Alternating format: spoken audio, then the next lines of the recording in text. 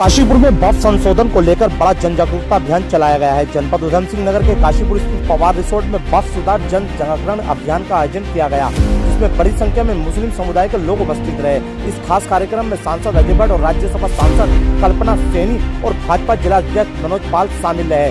सभा को संबोधित करते हुए दोनों नेताओं ने बफ संशोधन विधेयक 2024 को मुस्लिम समाज के हक में बताया और कहा कि मोदी सरकार ने ऐसा ऐतिहासिक कदम उठाया है जिससे समाज के वंचित तबकों को सीधा लाभ मिलेगा। राज्यसभा सांसद कल्पना सैनी ने कहा कि बफ की संपत्तियों पर अब तक कुछ गिने चुने चेहरों ने कब्जा जमा रखा था, जो खुद को बफ की जागीर समझते थे। उन्होंने आगे कहा कि जो संपत्ति गरीब मुसलमानों के लिए थी, वही संपत्ति कुछ रसूखदारों ने अपने फायदे के लिए इस्तेमाल की। बड़े बड़े होटल बना लिए, निजी लाभ कमाया, लेकिन ना तो गरीबों को अच्छी शिक्षा मिल पाई और ना ही उनकी गरीबी दूर हो पाई। अजय भट्ट ने यह भी कहा कि मोदी सरकार ने संशोधन कर गरीबों को लाभ दिया है।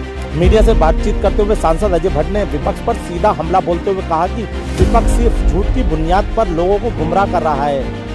मुद्दाहीन विपक्ष अब अफवाहों का सहारा ले रहा है, लेकिन जो लोग खुद को इस सिस्टम का मालिक समझते थे, उनकी मनमानी पर अब लगाम लगेगी। कार्यक्रम में शामिल मुस्लिम समुदाय के कई लोगों ने इस संशोधन का समर्थन किया और कहा कि लंबे समय से जो संपत्तियां सिर्फ नाम के लिए बफ कहलाती थी, अब वे वास्तव में समाज के जरूरतमंदों तक पहुंचेंगी। सरकार की ओर से साफ संदेश दिया गया है कि अब समानता का अधिकार सिर्फ कागजों पर नहीं रहेगा, बल्कि हर वर्ग और धर्म के लोगों और महिलाओं को बराबरी का अधिकार दिया जाएगा। पक्ष इसे अल्पसंख्यकों के अधिकारों पर हमला बता रहा है। अब देखना होगा कि ये संशोधन जमीन पर कितना असर दिखाता है।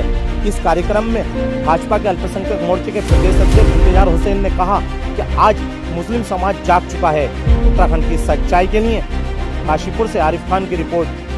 कि ये अल्पसंख्यकों के विरोध में आ रहा है, इससे उनकी बेहतरी रुकने वाली है और हमारी सरकार पर आरोप प्रत्यारोप करते हैं, लेकिन नॉलेज ही नहीं है लोगों को। ये मुस्लिम समुदाय के बेहतरी के लिए कानून पास हुआ है।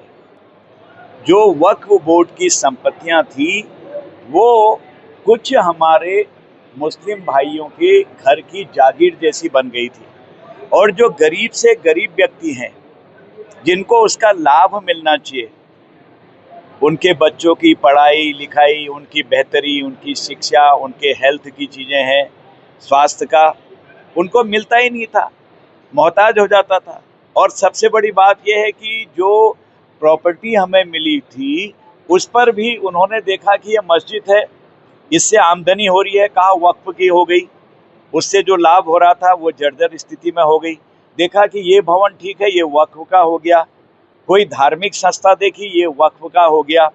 यानी कि वो फल फूल रहे थे, पंच तारा होटल बन रहे थे और बड़े बड़े बिजनेस हाउसेस खड़े हो गए थे वक्फ की संपत्ति पर, और गरीब जिसके लिए बनाया था, उसकी पढ़ाई लिखाई, हेल्थ, बेहतरी, उसको कुछ नहीं मिल रहा था। कौन था वो? मुस्लिम समाज का ही व्यक्ति था।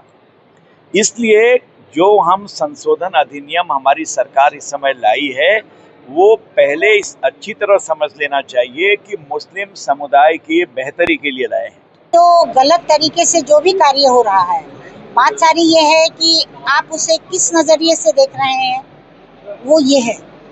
वरना धामी सरकार, और मैं अगर कहूँ भाजपा की सरकार, कभी भी किसी एक धर्म को निशाना बनाकर, किसी एक मुद्दे विशेष को निशाना बनाकर कार्य नहीं करती। भारतीय जनता पार्टी में सबका साथ, सबका विकास और सबका विश्वास। विपक्ष के पैरों के नीचे जमीन नहीं रही, कुछ तो ढूंढेंगे ना, तो मैं उनके विषय में क्या बोलूं।